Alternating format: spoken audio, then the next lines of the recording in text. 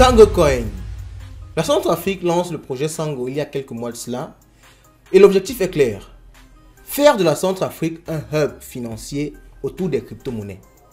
L'objectif, c'est bien sûr d'emmener les capitaux au niveau du pays pour booster son développement.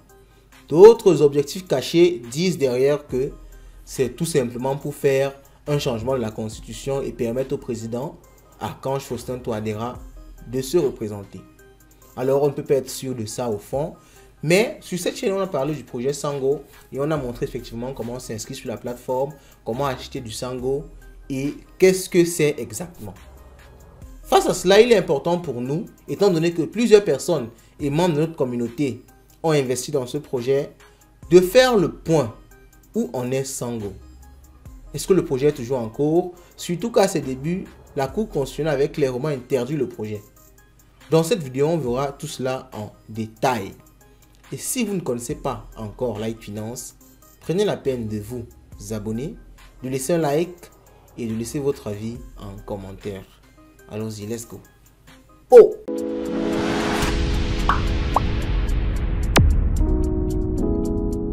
Premier arrêt, on va se diriger sur le site de Sango Coin. Donc, c'est à sango.org.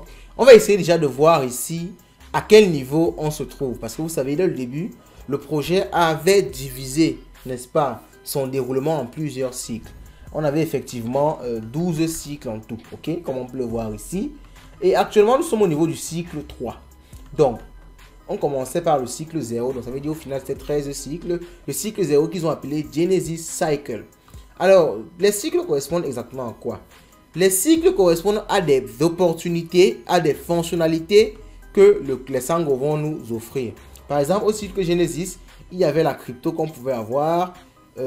Ces différents éléments-ci ne sont pas disponibles dans ce cycle-ci. Donc, chaque cycle avait certains éléments, certaines fonctionnalités qu'on pouvait avoir et aussi une certaine quantité de coins qui étaient disponibles à la vente avec un prix fixé.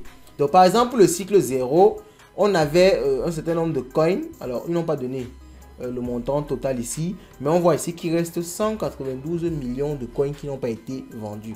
Et vous voyez ici, n'est-ce pas, sur ce cercle-ci, la barre jaune-ci, le cercle jaune-ci, montre à quel niveau, n'est-ce pas, on se trouve par rapport à cet entier cercle-ci. Donc, ça montre globalement combien de coins ont été vendus sur la quantité totale disponible. Et vous voyez ici que c'est vraiment très ridicule, entre guillemets, parce que ce n'est même pas ici, ce n'est même pas le cas, qui a été vendu.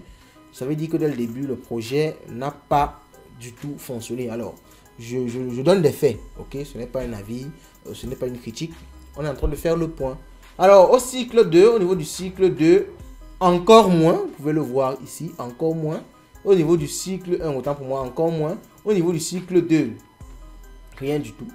Rien du tout. Bon, c'est vrai qu'il peut avoir une petite quantité, mais ce n'était même pas suffisant pour que on mentionne ici quelque chose. Au niveau du cycle 3, c'est pire. Et actuellement, nous sommes au niveau du cycle 3 et vous avez la possibilité d'acheter des Sango à ce prix-ci. Ok?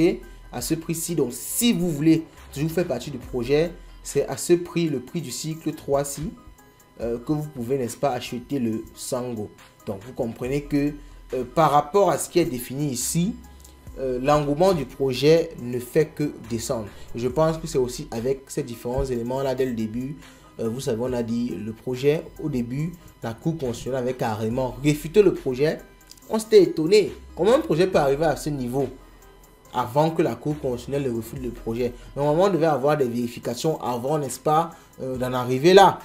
Mais bon, on nous a dit, écoutez, il y a toujours des problèmes dans les projets, c'est comme ça, c'est comme ça. Bon. On ne sait pas, on ne peut pas connaître le fond. Mais dans tous les cas, ceci déjà nous montre que actuellement, à l'état actuel des choses, le projet ne décolle pas ou n'a pas décollé. Il n'y a vraiment pas d'engouement. Les gens n'achètent pas la crypto-monnaie. Donc, si vous voulez investir, vous avez déjà un indicateur. Mais ce n'est pas un conseil financier. Vous faites ce que vous voulez de votre argent. Deuxième indicateur, il y a quelques articles publiés, notamment par News Bitcoin et par, n'est-ce pas, Cointelegraph. Alors, Cointelegraph, on avait annoncé, vous le savez, récemment, il devait avoir un listing du Sango Coin sur quelques exchanges. Mais, d'après ce que Cointelegraph nous dit ici, la Centrafrique a annoncé, n'est-ce pas, un délai, donc un report du listing du projet Sango sur les exchanges, tout simplement à cause du B-Market et des conditions marketing, du fait que la crypto n'a pas décollé. Donc si la crypto ne décolle pas et que vous l'utilisez sur les exchanges, il n'y aura pas de gens qui vont vouloir acheter la crypto pour que ça fasse un tollé et que les investisseurs arrivent. Donc c'est pour ça qu'ils ont annoncé un délai. Ils attendent que les conditions du marché soient meilleures et peut-être une refonte de leur politique marketing pour que, n'est-ce pas, on essaye de faire mieux les choses. Et vous voyez, s'il y a une précision, ils attendaient 1 milliard et ils n'ont que eu 1,66 million. C'est incroyable. Vous attendez 1 milliard de dollars. Ok, 1 milliard de dollars, ils n'ont que eu 1,66 million de dollars. Donc ils n'ont même pas eu le 1/8e ou le 1/16e de ce qu'ils attendaient. C'est très grave, tout simplement. C'est très grave. Et on avait mentionné cette chaîne que peut-être il était très tôt.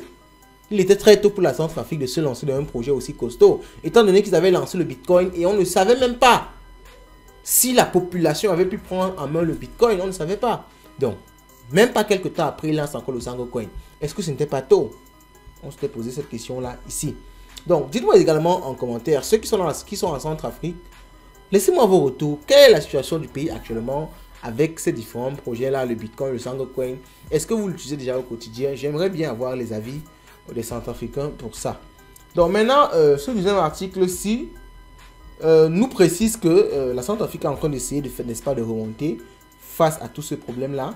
Et ils ont choisi de mettre en place un comité de 15 membres pour pouvoir, n'est-ce pas, définir le cadre réglementaire politique pour pouvoir faire décoller le projet. Parce que vous savez, comme on l'a dit au début, c'est le blocus de la Cour constitutionnelle qui a découragé beaucoup de personnes.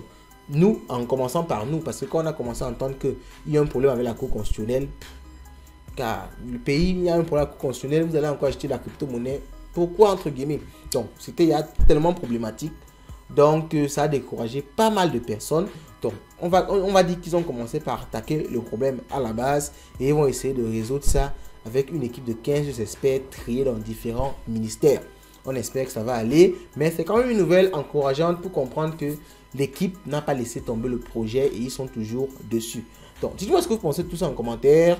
Vous savez actuellement à quel niveau on se trouve avec le projet Sango. Donc, dites-moi ce que vous pensez en commentaire et on se retrouve à la prochaine. Sur ce, vous passez une bonne soirée et je vous souhaite d'habitude d'avoir le maximum d'argent. Car, comme on dit chez nous, l'argent, c'est le nerf de la guerre.